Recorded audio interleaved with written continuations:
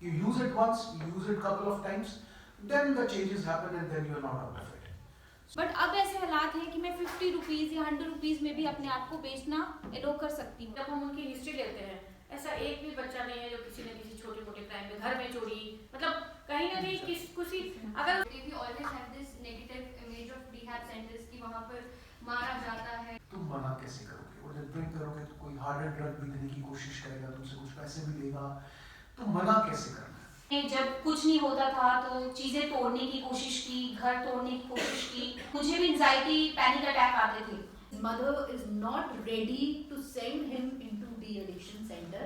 वो पता नहीं किसी बाबा से कुछ वो लेकर आई थी, 2-3 हज़ार रुपए का कुछ वो लेकर आई and he did not take it और वो उन्होंने खुद खा लिया। कहीं ना कहीं ना वो गिल्ट, शेम, ये सब चीजें भी आती रहती है मुझे, उनसे बाहर निकालना, उनको एक डिजीज कॉन्सेप्ट समझाना। और धीरे धीरे देखते देखते और पिछले कुछ सालों में ही एक हर घर की कहानी बन गई। Good morning everyone. Good morning, ma'am. तो मेरा नाम है जूही। I am RJ Juhi from 92.7 Big FM। सुबह 7 से 11 मेरा शो आता है और इस वक्त 92.7 Big FM पर पूरे इंडिया में एक कैंपेन चल रही है जिसका नाम है अनफॉलो ड्रग्स। बिकॉज ड्रग्स को लेकर जितने भी प्रॉब्लम्स इस टाइम चल रहे हैं, the way youngsters are getting into it, तो चिंता का मुद्दा तो है ना। चिंता नहीं करनी, बोलने से काम नहीं चल रहा है यहाँ पे, चिंता करनी पड़ेगी यहाँ पे हमें। इसलिए we are holding this special discussion with some special guests here. I'm thankful to the college for giving us this space to organize this, and I'm thankful to each one of you for being a part of it. Thank you very much. So we have with us Dr. Manu Arora. बहुत सारे लोगों ने इनका नाम definitely सुना होगा, मिलने का मौका शायद आज पहली बार मिल रहा होगा। So Dr. Manu Arora is a psychiatrist और मेंटल हेल्थ इश्यूज पर, साइकेट्रिक इश्यूज पर डॉक्टर अरोरा की बहुत एक्सपर्टीज है और आज हम लोग उससे काफ़ी कुछ इंगैश करने वाले हैं। We also have with us miss Pallavi Singh, she is director programs JKSPYM और SPYM बिग FM का NGO पार्टनर भी है pan India for this campaign. So जोरदार और आपके अपने डिपार्टमेंट से डॉक्टर सूरज मोहिनी जी हमेशा जब भी हम कुछ भी ड्रग्स से रिलेटेड एक्टिविटीज करते हैं या नहीं भी करते, she is always after me, Juhi let's do something about it, let's do something about it. और she has seen someone very close in her family going through it, किस तरह से फैमिली ने सफर किया, तो she will also share that with us आज। But एक बार फिर आप सब लोगों के लिए जोरदार तालियां। और उसके बाद अभी ये हमारा लास्ट फेज है इस कैंपेन का और इससे पहले हम लोग पूरे इंडिया में अलग अलग एक्टिविटीज कर रहे हैं। जैसे हमारे राज्य के केरला के, उन्होंने एक हफ्ते की हंगर स्ट्राइक की थी अवेयरनेस लाने के लिए और 150 आवर्स ही डिड और he collected more than 15,000 signatures as a mark of pledge कि हम लोग ड्रग्स में नहीं जाएंगे यंगस्टर्स के लिए। तो I think we should begin with doctor Arora. उनके जो कुछ एस्पेक्ट्स हैं यंगस्टर्स के ड्रग्स में जाने के लिए, और थोड़ा सा हम इसको इनफॉर्मल रखेंगे। आप लोगों को कहीं भी कुछ भी सवाल मन में आता है, you can always ask it, ठीक है? So let's begin with doctor Arora.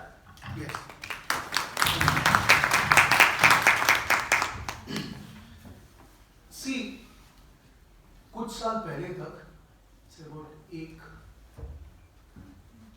10 साल पहले तक हम लोग भी ड्रग्स से डील कर रहे थे, पर जिस तरीके से पिछले 10 साल में हम डील कर रहे हैं ड्रग्स में जम्मू में, ऐसा पहले नहीं था। इसके बहुत सारे कारण हो सकते हैं। एक कि जो इनफ्लो ऑफ ड्रग्स हमारे यहाँ पर हमारी जम्मू जैसी जगह में रहा है, जो कि कंपैरेटिवली बहुत सेफर माना जाता था। जब हम यहाँ पे काम कर रहे थे तो इतना ज़्यादा ड्रग्स से डील नहीं होता था। बहुत रेयरली कुछ जो लोग ट्रक्स ड्राइवर्स वगैरह, उनके साथ थोड़ा ड्रग डीलिंग था, बाकी इतना ज़्यादा परेशानी नहीं थी। पर कुछ बॉर्डर स्टेट होने के चलते, कुछ कश्मीर से इन्फ्लक्स होने के चलते सडनली अवेलेबिलिटी ऑफ ड्रग्स बढ़ गया हमारी जगह पर और धीरे धीरे देखते देखते और पिछले कुछ सालों में ही एक हर घर की कहानी बन गई। ऐसा हमने नहीं सोचा था। मैं खुद बड़ा हैरान होता हूँ कि कुछ साल पहले हम ऐसा सोचते नहीं थे कि हर घर में इस तरह की प्रॉब्लम आएगी? क्या हमें इस बारे में बात करनी पड़ेगी? क्या लड़के लड़कियों में, कॉलेज गोइंग स्टूडेंट्स में, यूनिवर्सिटी स्टूडेंट्स में, स्कूल गोइंग स्टूडेंट्स में इस तरह की प्रॉब्लम आ सकती है? पहले लगा कि यार ये तो बहुत महंगे नशे हैं, शायद इसके लिए पैसा नहीं किसी के पास होगा, तब यूज़ नहीं करेंगे। अब देखा कि बहुत कॉमनली इसके लिए पैसा भी यूज़ हुआ। जैसे एक एग्जांपल के तौर पे आपको बताता हूँ, ये एग्जांपल मैं अक्सर बहुत जगह पर शेयर करता हूँ कि सुबह हॉस्पिटल में राउंड करते समय एक पेशेंट को देखते हुए मैंने उससे पूछा आपका डेली की कंजम्पशन कितनी? वो कहता मैं हीरोइन लेता हूँ 1 ग्राम के आसपास। लगभग बहुत सारे लोग यहाँ पे 1 ग्राम के आसपास लेते हैं, जिसकी कीमत लगभग 5,000 रुपये के आसपास रहती होगी। पिछले साल की बात है। तो मैंने उससे पूछा महीने का कितना खर्चा? कहता है 1 लाख रुपया। तो मैं कहा आप काम करते? कहता कुछ नहीं। उसके साथ एक इंसान खड़ा था। मैं कहा आप क्या करते हैं? कहता मैं इसका फादर, मैं माली हूँ। मैं कहा आप कितना कमाते हैं? कहता मैं 6,000 कमाता हूँ महीने का। तो जो अपनी फैमिली के लिए 6,000 रुपीज अर्न करता है और जिसके बच्चे की डेली कंजम्पशन की 5,000 है, तो ये चीज़ हर बंदे के हर दिमाग में आती है कि ये पैसे कहाँ से पूरे होंगे। सो बहुत सारी एंटी सोशल एक्टिविटीज़ हैं, बहुत सारे लोग और ड्रग्स मिलाते हैं। अगर आप अपने ड्रग्स को पूरा करना चाहते हैं, आपको नए रिक्रूट्स लेने पड़ते हैं। इस तरीके से कुछ चेन रिएक्शन है। फिर जब ड्रग्स अवेलेबल रहते हैं तो उसका यूज़ बहुत ज़्यादा रहता है। इस तरीके से बढ़ते हुए ये हर फैमिली में, मतलब हर फैमिली, हर कॉर्नर में, हर यूनिवर्सिटी में, हर कॉलेज में इस तरीके से इन्वॉल्वमेंट होती जा रही है।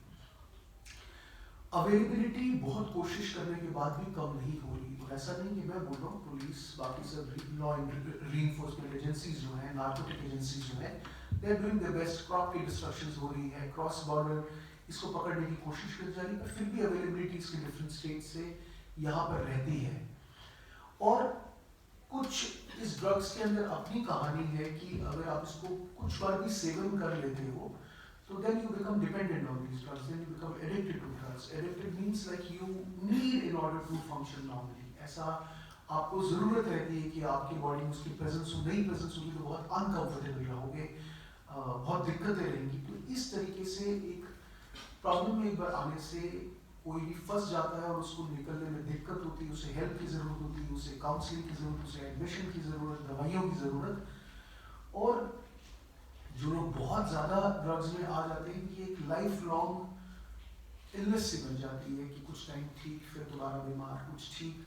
तो बहुत ज़रूरी है कि जितने अब तक ये मैसेज पहुँचे कि जो लोग ड्रग्स नहीं स्टार्ट किए हैं, जिनके लिए इंफॉर्मेशन ऑफ ड्रग्स नहीं है, उनको जितना इंफॉर्मेशन दी जा सके और आपके माध्यम से और लोगों तक इंफॉर्मेशन पहुँचे, और उनके माध्यम से ये चेन रिएक्शन जब तक चलेगी नहीं तब तक इसका कोई और तरीका है नहीं।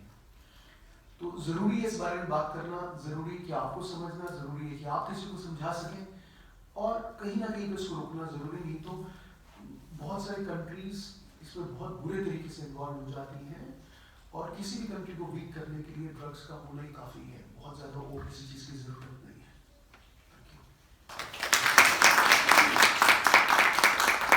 Normally doctor Manu it starts with कि अरे यार एक बार ट्राई करते हैं, है ना, फिर नहीं करेंगे। Exactly. So can you get away with it एक बार ट्राई करके? See, एक बार का मतलब नहीं है, एक बार का मतलब है कुछ बार, मतलब नॉट वंस। मतलब कोई बंदे ने एक बार टच कर लिया तो ऐसा नहीं कि वो पूरी तरह डिपेंडेंट, पर कुछ लोग जो कि कॉन्स्टेंटली कुछ दिनों तक या कुछ महीनों तक उसको यूज करते हैं, they actually become dependent. Brain में कुछ चेंजेस आ जाते हैं, मतलब ब्रेन के अंदर हमारे न्यूरॉन के नेटवर्क में चेंजेस आ जाते हैं, जिसके बिना ब्रेन फंक्शन नहीं करता या हमारी बॉडी प्रॉपर फंक्शन नहीं करती। जैसे मान लीजिए किसी टाइम पे आपको बहुत सिवियर वायरल इन्फेक्शन हुई हो, जो कभी ना कभी हम सबको हुई है। जैसे पिछले कुछ दिनों में वायरल इन्फेक्शंस हुए थे, डेंगू और चिकनगुनिया का, जो बहुत सिवियर पेनफुल जो लोग की कंडीशन थी ना, अगर आपने देखा होगा भी आसपास किसी ना किसी को, तो कुछ वैसी कंडीशन रहती है जब ड्रग्स नहीं मिलते, तो they have to consume drugs in order to function, but it is not only one time, it is a couple of times.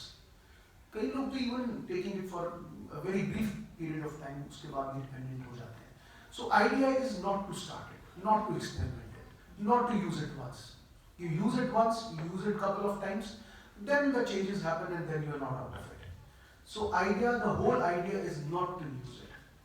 And educate as many people as it is possible around you to not try with it or do not novelty रहती है ना इस as में, youngsters में बहुत novelty रहती है, नए experiences, नए चीज़ों से एक्सपेरिमेंट करना, नए लोगों से मिलना, नए डांस के स्टेप सीखना, नया कुछ कल्चर हो तो उसको करना, that is okay.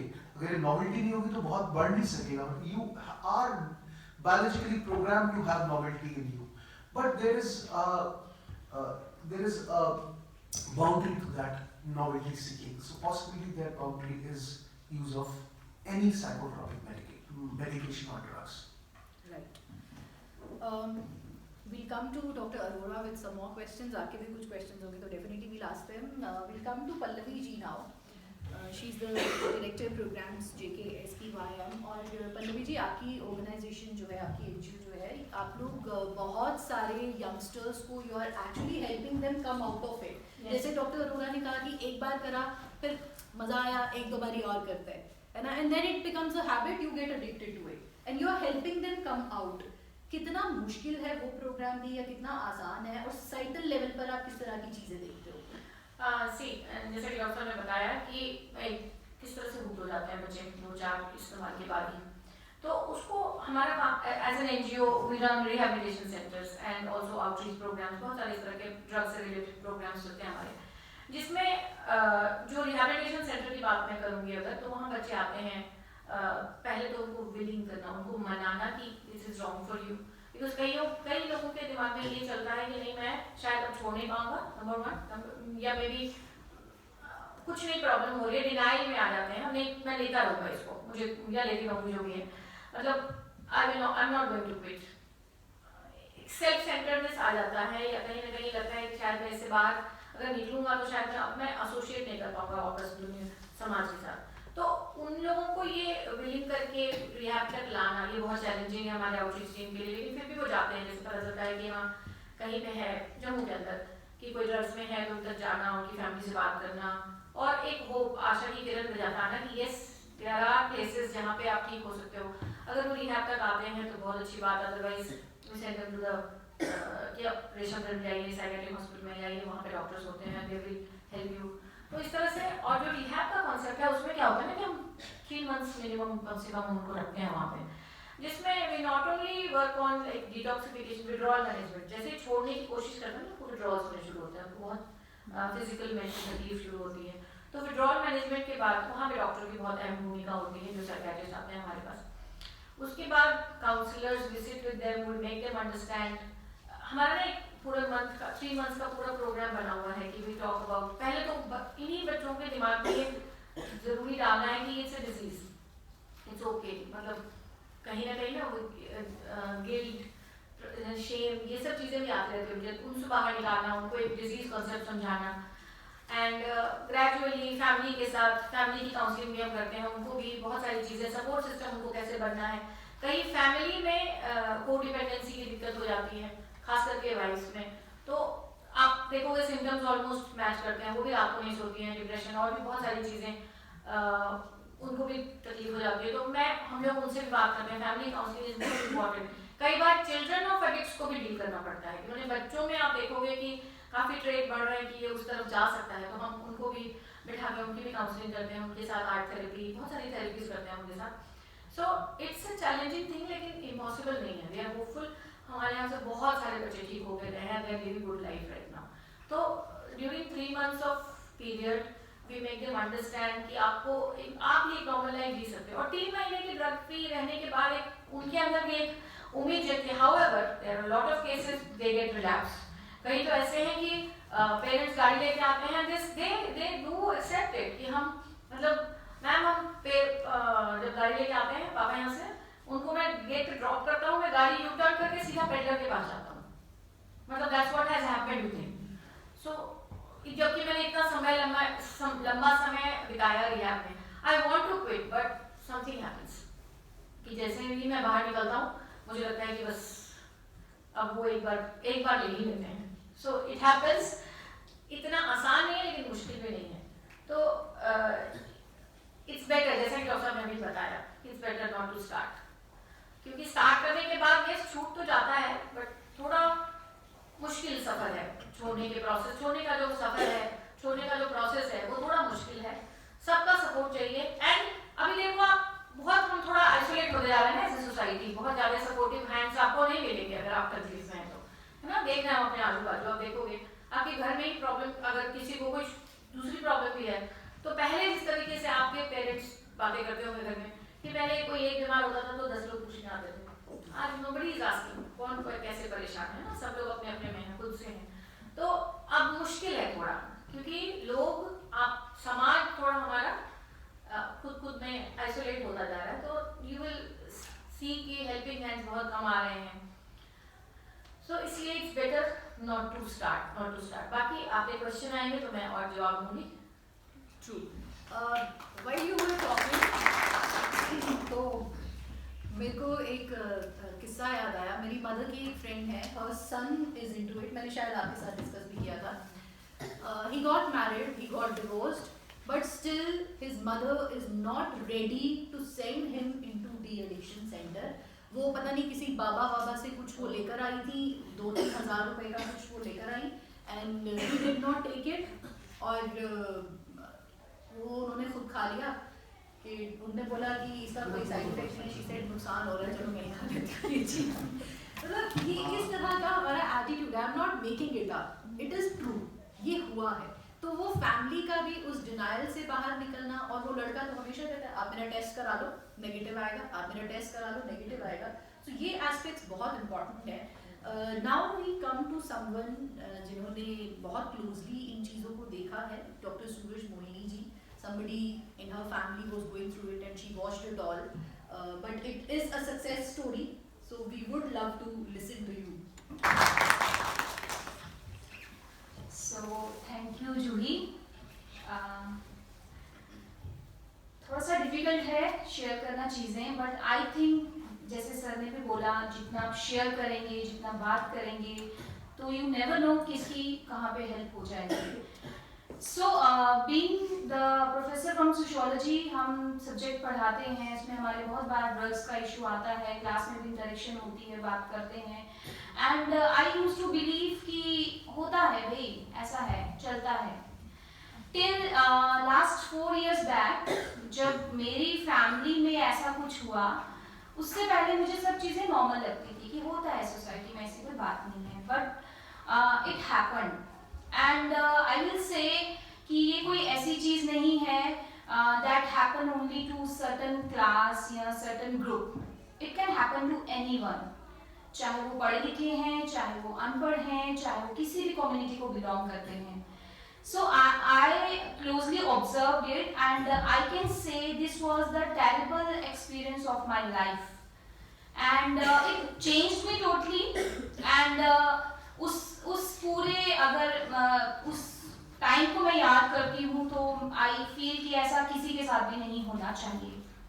So I will say I have a joint family and one of the close one in my family got into this and everything was okay, that child was doing everything okay. I will say कि आज के drugs की जो हम बात कर रहे हैं कि ये थोड़ा सीरियस है। क्यों सीरियस है? तो मुझे लगता है एक रीज़न ये है कि पुराने टाइम पे जब लोग नशा करते थे तो पता चल जाता था कि नशा किया हुआ है। आजकल के नशे वैसे हैं कि आपको पता ही नहीं चलेगा कि किसी ने ऐसा कुछ किया है। तो same was the case in my family that वो जो बच्चा था वो करता था एंड वो घर में आता था एंड एवरीथिंग वाज नॉर्मल, तो हमें कभी पता ही नहीं चला। तो जब टाइम ज़्यादा हो गया देन जैसे सर ने बताया विड्रॉल सिम्टम्स होते हैं एंड बहुत डिटेरिएट हो जाती है, हेल्थ बहुत ख़राब हो जाती है, वो किसी भी तरीके से किसी भी जगह एडजस्ट नहीं हो पाता, regular fights in the family, all time they are demanding for money, पैसा चाहिए, जिसमें मुझे अभी जो समझ में आया उसमें बच्चे का फॉल्ट नहीं है, वो छोड़ना चाहेगा भी तो वो छोड़ नहीं सकता टिल उसको सपोर्ट ना दी जाए। तो everything was so worst, all time family में कन्फ्लिक्ट चल रहा है, प्रॉब्लम चल रहा है, पैसों की डिमांड होती ही जा रही है। सो आई विल से बच्चा तो प्रॉब्लम में है ही है, बट पूरी की पूरी फैमिली बहुत डिस्टर्ब हो जाती है। सो आई विल से उसकी मदर, उसकी सिस्टर्स सब बहुत बुरे तरीके से डिस्टर्ब हुए। पूरी रात उनको नींद नहीं आती थी। When I encountered them, तो उनसे बात होती थी तो they were literally crying all the time, क्या करें कैसे करें। तो बहुत बार उस बच्चे ने जब कुछ नहीं होता था तो चीज़ें तोड़ने की कोशिश की, घर तोड़ने की कोशिश की, मतलब जो चीज जितना भी नेगेटिव हो सकता है. So it was the worst, I can say, the situation which was happening in my family.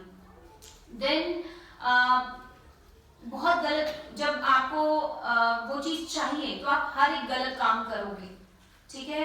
सो बहुत सारी गलत चीजों में भी वो बच्चा इन्वॉल्व हुआ एंड बहुत मुश्किल से, आई विल से बाय द गॉड ग्रेस उस चीज से वो बाहर निकल पाया, बट एवरीथिंग वाज लॉस्ट. तो देन आई टॉक टू जूही, मैंने इससे बात की थी. I was also so depressed, even मुझे भी एंजाइटी पैनिक अटैक आते थे, बिकॉज ऐसी मैंने कभी सोचा भी नहीं था कि ऐसा होगा. तो एक दो बार तो मुझे कॉलेज में भी ऐसा हुआ था. एंड ये चीज ऐसी है कि हम शेयर नहीं करते कि ऐसा होता है, ठीक है, हम छुपाते हैं, बट मुझे लगता है छुपाना कोई सोल्यूशन नहीं है. देन आई टॉक टू जूही. जूही से हमने एक दो बार हमने किसी पुलिस के बंदे से भी बात की थी, क्या होना चाहिए क्या नहीं होना चाहिए, बट कोई मुझे पॉजिटिव चीजें नहीं मिली. देन किसी बड़े क्लोज ने हमें किसी बताया था, किसी काउंसलर के पास जाने के लिए बताया था, हम उसको वहां पे भी लेके गए थे, बट स्टिल वो चीज बाहर निकल पाना मुश्किल था. तो बट आई विल से टाइम के साथ बहुत सारी मुझे लगता है कि अच्छा लिखा हुआ था, तो इस वजह से टाइम के साथ सब ठीक हो गया and now that child is doing very good. तो अब he is okay, but we have seen कि ड्रग्स में जाना जितना आसान है, उससे बाहर निकलना that is very very difficult. All the moment हमें ध्यान रखना पड़ता है कि किसी ऐसे बंदे के साथ वो इन्वॉल्व ना हो, या ऐसे बंदे से फिर से ऐसी कोई चीज फिर से ट्राई ना कर ले, ऐसे किसी ओकेजन में ना चला जाए जहाँ पे लोग उसको ट्रिगर कर दें. तो मुझे लगता है बाद में संभालना दैट इज वेरी डिफिकल्ट. सो जैसे सर ने बोला, बेस्ट है कि आप उस चीज में जाओ ही ना. एक चीज मैं शेयर करूंगी, उसके बाद हमने बहुत बार जूही से बात की कि जूही हमें कुछ करना चाहिए. तो एक दो बार हमने कुछ छोटे मोटे प्रोग्राम भी ऑर्गेनाइज करवाए थे. What I feel, I am happy for this कि मैंने एटलीस्ट अपनी लाइफ में उसके बाद 3-4 लोगों की लाइफ बचाई है. I am happy for this. One day एक लेडी मुझे कॉल करती है, she was one of my student, she called me and she was married. उसने मुझे बोला कि मोहिनी मैम मैं बहुत परेशान हूँ. तो मैंने पूछा क्या हुआ है. कहती मेरी 2 ब्रदर्स हैं, one is of 21 of year age and second one is 26 of year age and both are into drugs. और उन्होंने घर का कोई भी सामान नहीं छोड़ा. घर में उनकी मदर हैं, she is all alone window हैं, उनको वो मारते हैं एंड बहुत बुरा उन्होंने फैमिली में माहौल किया हुआ है. एंड हर दिन चोरी हो रही है, हर दिन कुछ गलत होता ही जा रहा है. देन फिर हमने किसी को कंसल्ट किया था. Then I said recommend that girl कि आप उनके पास जाओ. तो वो उनके पास गए एंड फाइनली उन दोनों बच्चों को वो रिहैब सेंटर में लेके गए and now both are after 3 months they are okay. 3 महीने हो गए घर आए हुए एंड वो बहुत अच्छा कर रहे हैं. So I am happy, at least हम किसी एक की भी जान बचा पाए, किसी एक को भी अवेयर कर पाए, that is very important. So I think जितना ज्यादा शेयर करेंगे, जितना हम बात करेंगे, उतना ही अच्छा रहेगा. सो मेरा जो मैम एंड सर, मेरा जो पर्सनल एक्सपीरियंस जो रहा है, बहुत सारे लोगों से मैं बात करती हूँ, दे सेज हम बहुत सारी चीजें जानते हैं. वी नो कि कौन कल्प्रिट है, कौन बच्चों को बिगाड़ रहा है, बट वी डोंट नो क्या करें. सो मुझे लगता है being from college of women, also women college में मैं पढ़ाती हूँ, तो मुझे लगता है जितना ज्यादा गर्ल्स अवेयर होंगी, जितना ज्यादा गर्ल्स इन चीजों में इन्वॉल्व होंगी, इस बारे में बात करेंगी, उतनी ही जल्दी हम इन चीजों को सॉल्व कर सकते हैं. बिकॉज अगर हम विद इन द फैमिली भी बात करते हैं, तो सबसे पहले इट इज द मदर जो सेंस करती है कि बच्चा सही चल रहा है या गलत चल रहा है, या बच्चे ने कुछ गलत किया है.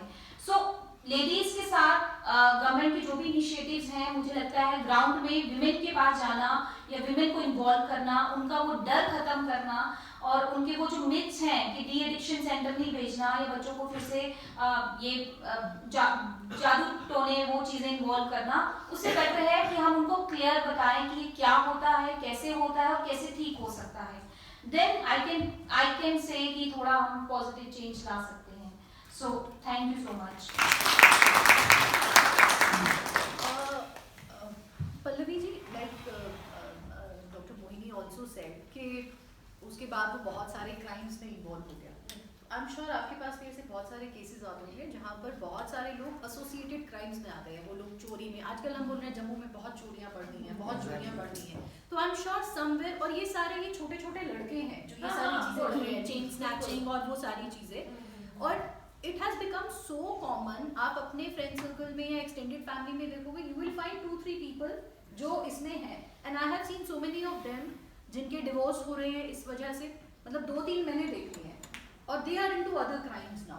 So any data you have or any such cases you know जहाँ पर इस तरह की चीजें हुई हैं, देखिए, if you could share. I don't have any exact data, लेकिन जो हम केसेस देखते हैं, जैसे हमारे यहाँ हर महीने जो क्लाइंट्स आ रहे हैं, जो पेशेंट एडमिट हो रहे हैं, जब हम उनकी हिस्ट्री लेते हैं, ऐसा एक भी बच्चा नहीं है जो किसी न किसी छोटे मोटे क्राइम में, घर में चोरी, मतलब कहीं ना कहीं किसी अगर उसको उसके ड्रग की पीरियड 3-4 साल 5 साल हो गए हैं, तो वो कम से कम चोरी वाली चीज़ों में तो इन्वॉल्व हो ही चुका है। उसके अलावा उसके कॉन्फ्लिक्ट झगड़े हो गए, किसी से मारपीट हो गया, कहीं रोड एक्सीडेंट किया, बाइक एक्सीडेंट किया, इस तरह की चीज़ें it is very very common. I will not से 99.9 100% केसेस में, ठीक है, ऐसा कोई भी बच्चा नहीं है जो ड्रग्स में है। और हाँ, मे भी अभी 2-4 महीने हुए हैं तो शायद इतने ज़्यादा प्रॉब्लम नहीं है क्राइम से रिलेटेड, लेकिन अगर उसकी ड्रग्स लेने की पीरियड 2-4-5 साल हो गए हैं, तो फिर आप ये नहीं कह सकते कि नहीं अब वो किसी तरह के क्राइम में या किसी तरह कॉन्फ्लिक्ट में नहीं उलझा होगा, ऐसा हो ही नहीं सकता, because survival with drugs will lead you to crime. I have seen cases जहाँ पर लड़के ने अपने घर को आग लगा दी because पेरेंट्स पैसे नहीं दे रहे थे ड्रग्स लेने के लिए, उसने पूरा घर जला दिया, पेरेंट्स घर पे नहीं थे, बदला लेने के लिए पूरा घर जला दिया उसने। सो मर्डर्स किए हैं बच्चों ने इस तरह की चीज़ों में। So doctor Arora, I want to come to you. सबसे इम्पॉर्टेंट चीज़ खास तौर से जो यंगस्टर्स के केसेस में हो जाती है वो ये कि हमें लगता है कि हमको एक ग्रुप में हमको असिमिलेट होना है, तो उस ग्रुप के जैसा हमको बनना पड़ेगा उसमें अपनी एक्सेप्टेंस के लिए। तो अगर हमको कूल लगना है तो जो चीज़ें वो ग्रुप कर रहा है हमको वो चीज़ें करनी है, वेदर वी वांट और not. Sometimes it's unknowingly, sometimes it is knowingly. तो how to handle that peer pressure and how to say no, अपने आप को मेंटली उतना स्ट्रॉन्ग कैसे करना है? See, one of the reasons why people they take drugs is about involvement in a sub-community or involvement in a group or friends who are doing drugs. So you get to know people, then they want you also to try, and then you try, if you try करते हो, then you get into the drugs. So this is a common mode of people getting into drugs. तो ये बहुत common चीज़ है.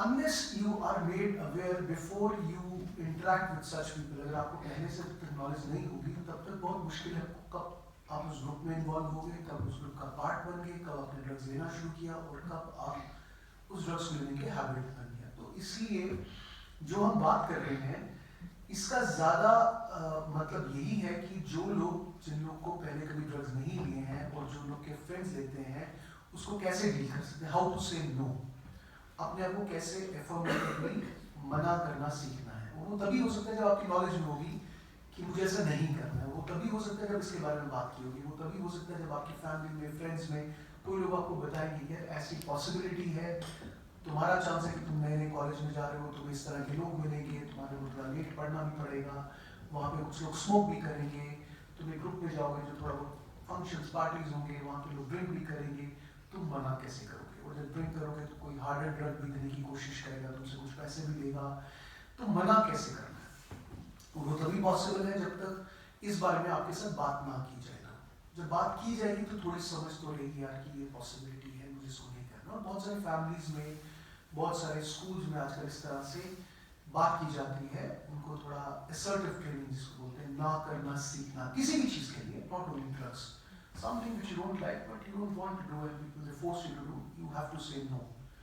So इस तरह से समझ आना ज़रूरी है, नहीं तो peer pressure और उस तरह से involvement होते रहना जिसको group conformity बोलते हैं, you conform to a group, you become a part of that group. So that is how it takes. So we need to get educated in order to say no. That is why possibly we are talking, so that you ask other people to say no, isn't it? True. Any questions from anyone? कुछ भी आप लोग का suggestion, कुछ observation? Yes ma'am, जब हम rehab centres की बात करते हैं, we always have this negative image of rehab centres कि वहाँ पर मारा जाता है. Obviously obvious reasons, I don't know कि जम्मू में कहाँ और कैसे रिहैब सेंटर्स हैं, but when we came across news and all, they always tell different stories about rehab centers कि वहाँ पर मारा जाता है. So what is the condition of rehab centers in Jammu? There are various rehab centers. अभी तो पहले मुझे लगता है 370 के बाद काफी सारे प्राइवेट सेंटर्स भी स्टार्ट हो गए हैं. तो मुझे लगता है कि जाने से पहले, किसी भी बच्चे को रिहैब ले जाने से पहले एक बार जरूर ये देख लीजिए कि ऑथेंटिकेशन है नहीं, किसी न किसी मतलब लाइसेंस वगैरह जो लिया है, जो रजिस्ट्रेशन वगैरह हो रखी है, और स्टाफिंग पैटर्न क्या है उनके यहाँ, काउंसलर्स हैं कि नहीं है. ठीक है, बहुत सारे ऐसे प्राइवेट सेंटर्स अभी स्टार्ट हो गए हैं जहाँ पे इंस्टेड ऑफ काउंसलर्स दे हैं बाउंसर्स. अब बाउंसर्स क्यों है? पीटने के लिए तो है ना. ठीक है, तो इंक्वायर बिफोर आप अपने जो सगे हैं उनको ले जाने से पहले एक बार जाकर उनके काउंसलर से बात कीजिए कि वो ठीक है या नहीं, इस लायक है भी कि नहीं सबसे पहले. ठीक है, और जो अगर किसी ने, मुझे लगता है स्टेट गवर्नमेंट या सेंट्रल गवर्नमेंट से एफिलिएटेड जो सेंटर्स हैं वहां जाना बेटर होगा. प्राइवेट में थोड़ा देख पड़क के कि एटलीस्ट साइकियाट्रिस्ट आते हैं या नहीं. चलो साइकियाट्रिस्ट नहीं भी आते हैं, कोई डॉक्टर आते हैं नहीं जो ट्रेन है, क्योंकि साइकियाट्रिस्ट ऑलरेडी बहुत कम है तो सब जगह अवेलेबल नहीं हो सकते.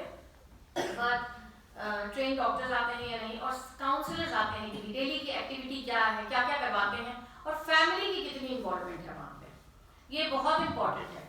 अगर आपकी फैमिली के, जिस परिवार को के बच्चे को वहाँ जाना है, उस परिवार के फैमिली मेंबर्स को क्लोज, खास करके जो क्लोज लोग हैं, उनको हर हफ्ते की प्रोग्रेस रिपोर्ट लेने का अधिकार है. In fact they should know what's happening with their kids. हम तो याद करते हैं बीच बीच में कि हम उनको पूरे दिन के लिए रखते हैं फैमिली मेंबर्स को, हफ्ते में एक बार क्या रहिए और देखिए क्या हो रहा है, क्या कर रहे हैं आपके बच्चे के साथ. ठीक है, सो इट्स वेरी इंपॉर्टेंट कि अब ऐसे मीडिया में कई बार मैं क्या बोलूँ, रिपोर्टिंग ऐसी होती है कि जो लोग इसको rehab, because rehab is the only option है ना. आप या तो साइकियाट्रिस्ट के पास लेके जाएंगे या रिहैब में जाएंगे, तो आप अगर उसके लिए नेगेटिव अप्रोच रखेंगे तो फिर कहाँ ट्रीटमेंट होगी उसकी, है ना, कहाँ पे आप उसका इलाज कराएंगे. और ड्रग्स के साथ एक दिक्कत ये है कि ये सिर्फ ड्रग्स तक ही सीमित, इसमें बिहेवियर भी इन्वॉल्व हो जाता है. Long term use of drugs leads to many sort of negative behaviour. उसमें रिहैबिलिटेशन सेंटर की जरूरत पड़ेगी ही पड़ेगी. तो आप थोड़ा सा, मुझे लगता है कि रिसर्च करके फिर लेके जाएं, और अपने लेवल पे भी आप लोग रिसर्च करो और देखो कि कहाँ कहाँ है. मतलब पता होना चाहिए, अगर कोई है बच्चा तो ऐसे नहीं बोलो वहाँ लेके जाओ. एक बार जाके पहले they must visit, they must meet the counsellor, they must see कि व्हाट्स ऑल गोइंग ऑन, कैसे कैसे चल रहा है, और फैमिली की इन्वॉल्वमेंट है कि नहीं.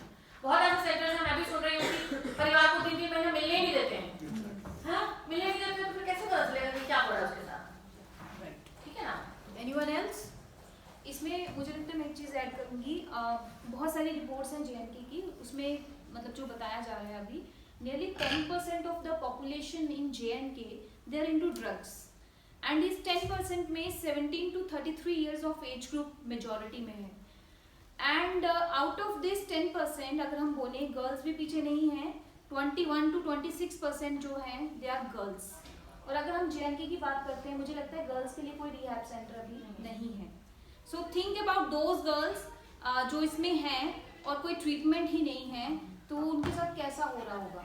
जैसे मैं I can give an example. मेरे एक दोस्त हैं जम्मू यूनिवर्सिटी में, ही इज़ अ स्कॉलर, तो ड्रग्स पे ही काम कर रहे हैं. तो एक बार ही वॉज टेलिंग मी कि मैम हम कहीं फील्ड में गए तो हम लड़कियों से बात करना चाहते थे, जो भी कोई ऐसा है, तो किसी ने हमें किसी लड़की का रेफरेंस दिया. तो दैट गर्ल वो कहता है कि मैम जब हमने उसको देखा, वो इतनी कमज़ोर सी, मरने वाली एंड बहुत ही बुरी कंडीशन में लड़की थी. Then she showed some pictures. उस लड़की ने अपनी कुछ पिक्चर्स दिखाई, तो ही वॉज सेइंग कि मैम मैं देख के हैरान रह गया, वो इतनी सुंदर लड़की थी अपने टाइम पे, तो विद इन 3-4 ईयर्स में उसकी बहुत ही बुरे हालात हो गए थे. तो उसने उसको पूछा होगा क्या हुआ. देन शी सेड कि मैं बाहर गई थी कहीं पढ़ाई के लिए, फैशन डिज़ाइनिंग कुछ चंडीगढ़ में गई थी, तो वहाँ पे मेरा कोई बॉयफ्रेंड बना and he was into this. तो उसने मुझे भी इस चीज़ के बारे में बताया और मैंने उसको स्टार्ट किया. जैसे मैंने स्टार्ट किया तो मैं भी इस चीज़ में इन्वॉल्व हो गई. एंड देन शुरू में बॉयफ्रेंड वॉज विद हर, तो टाइम निकल गया. देन आफ्टर जब उसका टाइम फैशन डिज़ाइनिंग ख़त्म हुआ, उसको घर में वापस आना था, घर में वापस आई, थोड़ी देर तो उसने किसी तरीके से मैनेज किया, पैसा वैसा अरेंज किया। आफ्टर सम टाइम घर वालों को पता चल गया घर में चोरी हो रही है, चीज़ें गायब हो रही हैं, तो कुछ तो गलत है। देन उन्होंने उसको पकड़ा एंड उसको फिर काफ़ी समझाया, बट जब वो नहीं समझी आफ्टर सम टाइम तो उसको घर से निकाल दिया।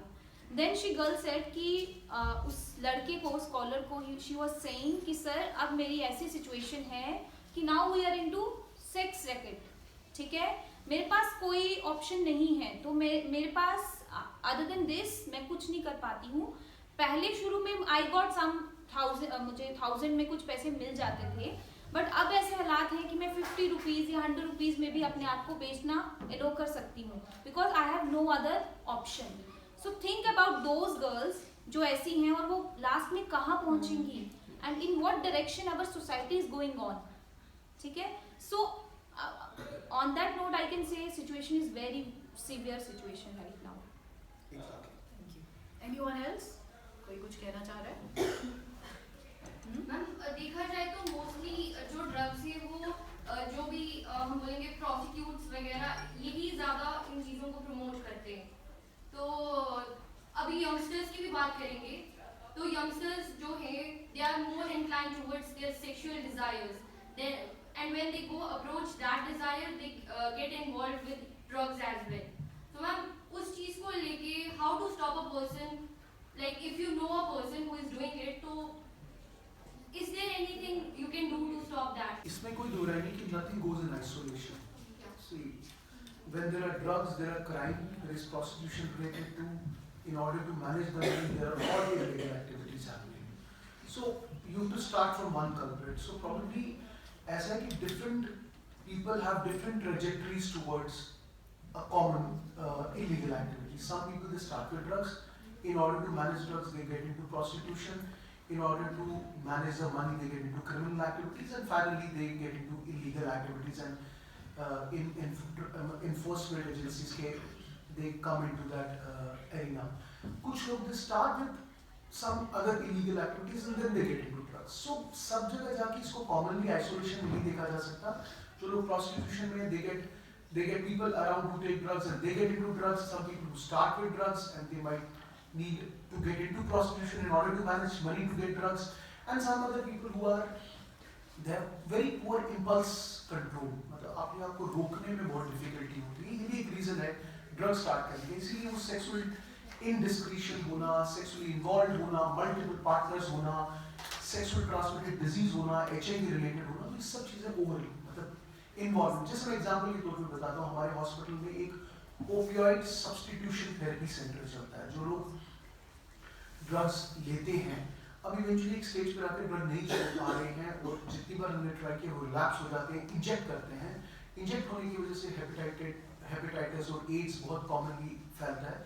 तो उसको रोकने के लिए एक सब्स्टिट्यूशन थेरेपी जो कि हम सबलिंगुअली मतलब माउथ में देते हैं on a daily basis so that he does not get into IV drugs. ये जो है ministry of national control of AIDS organisation जैसे वो चलाती है in order to prevent the sexually transmitted disease from happening. So these are overlapping conditions, nothing is in isolation. So I think we're done. Yes, ma'am. Ma'am habitation centres जो है वो accessible, affordable और available होने चाहिए। Even if अगर वो accessible है, available भी है, बट क्या वो अफोर्डेबल है? क्योंकि ज़्यादातर ये भी देखा जाता है कि ड्रग्स में वो लोग इन्वॉल्व होते हैं, चाहे वो कंज्यूम करें या फिर सेल करें, वो पैसों के लिए करते हैं एंड इट क्लियरली डिपिक्ट्स कि वो लो मिडिल क्लास फैमिली से भी बिलोंग करते हैं। And not even about drugs, अभी के टाइम पे कहीं टीनेजर्स और यूथ है जो कि बहुत मेंटल हेल्थ इश्यूज फेस कर रहे हैं, जैसे एंजाइटी हो गया, डिप्रेशन हो गया, पैनिक अटैक्स हो गए। तो क्या अफोर्डेबल है इन सब के लिए कि वो रिलेशन सेंटर्स जा सके और अपना ट्रीटमेंट करवा सके? Exactly. इसका बात ऐसी है कि बहुत सारे सेंटर्स भी अनरेगुलेटेड वे में चल रहे हैं। जब तक रेगुलेशन नहीं होगा अफोर्डेबल नहीं होगा। We are a part of team जो कि regulation agencies में, but we go, we inspect, we submit reports, but there is lot of latency in coming to decisions. और गवर्नमेंट रन बहुत सारे रिहैबिलिटेशन सेंटर्स नहीं है, NGO रन बहुत सारे नहीं है। तो प्राइवेट प्लेयर्स, somebody unregulated, और जो आपने पहला क्वेश्चन पूछा था बहुत कॉमन है, हम लोगों ने देखा है यहाँ पर कि कुछ illegal activities in the drug relation centres हो रही थी, हम लोग उसको रिपोर्ट भी किए। बट अभी किसी भी चीज़ को एकदम स्ट्रीमलाइन होने में टाइम लगता है, और अभी डिफरेंट एजेंसीज को, जैसे एक हेल्थ एजेंसीज को, सोशल ऑर्गेनाइजेशंस को, गवर्नमेंट ऑफिशियल्स को, सबको एक प्लेटफॉर्म पे आके इसको रेगुलेट करने की जरूरत है, अफोर्डेबल भी करने की जरूरत है, और जो लोग अफोर्ड नहीं कर सकते उनके लिए एक ऑप्शन होने की जरूरत है, बट अभी वो एग्जैक्टली नहीं हो पाया. But in due course there is no other way, but it will get regulated and it will get, people will have access to it. There is no other way out. I would like to contribute. Ministry of Social Justice supported जो rehab centers हैं, they are free. Okay. ठीक है, ज़्यादा से ज़्यादा आपको कभी कभार जैसे हो सकता है मेडिसिन वगैरह तो बिल्कुल फ्री है, स्टे फ्री है, काउंसलिंग फ्री है, एवरीथिंग इज फ्री. फूड के लिए थोड़ा बहुत आप कंट्रीब्यूट करना चाहो तो कर सकते हो, that is also not compulsory. ठीक है, इट इज नॉट कंपल्सरी. मतलब they might ask you for like हमारे इनका जो चलता है, इनका में फ्री है सब कुछ, most of the things are free for 1 month. ठीक है, for 1 month it is free because it is sponsored by government of India. But उसके बाद 1 महीने में नॉर्मली कुछ होता नहीं है, तो उसके बाद you can contribute for the food. Rest of दवाइयाँ तो ऐसे भी बंद है. ठीक, काउंसलिंग वगैरह सब कुछ फ्री है. सो बट हाँ 15 ही है, मतलब कैपेसिटी उसकी 15 बेड ही है. And but the problem is Huge. You can see We just hope कि we do not need to increase the capacity. Yeah. हमारे numbers कम हो जाए. Yes. That should be the focus. हाँ. कि लोग नहीं आने चाहिए. Anyone else or shall we wind up? Shall we? All right. तो मैं बस एक ही चीज़ कहूँगी. I want to thank all 3 of you. Thank you very much for being a part of Big FM's initiative Unfollow Drugs. और आप सबसे मैं एक ही चीज़ कहूँगी कि following drugs is uncool. Unfollowing drugs is cool. तो can we repeat this mantra? Yes, ma'am. Following drugs is Uncool. Unfollowing drugs is Cool. तो big FM यही कह रहे हैं कि पहले तो आप ड्रग्स को फॉलो ही मत कीजिए, मुझे फॉलो कीजिए सोशल्स पे. ठीक है, फेसबुक, इंस्टा, सब जगह. जो लोग ड्रग्स को फॉलो कर रहे हैं, नॉट फॉलो देम. उनको हेल्प कीजिए, बट उनके फुटस्टेप्स को फॉलो मत कीजिए. उनको मोटिवेट कीजिए कि वो डी एडिक्शन सेंटर्स में जाएं. I am sorry. और खुद इसके चक्कर में मत पड़ो, इससे दूरी ही भली. ठीक है जी. और सुनते रहिए 92.7 बिग एफएम. आपको हाई देने के लिए बिग एफएम पर अच्छा म्यूजिक चलता है, टॉप 100 गाने चलते हैं. म्यूजिक का हाई फील करो, एंजॉय करो. और बिग एफएम कहता है धुन बदल के तो देखो. तो इन सारी चीज़ों में हाई ढूंढो ड्रग्स वर्क से. ओके, टाटा बाय बाय करो. ठीक है जी. Thank you very much.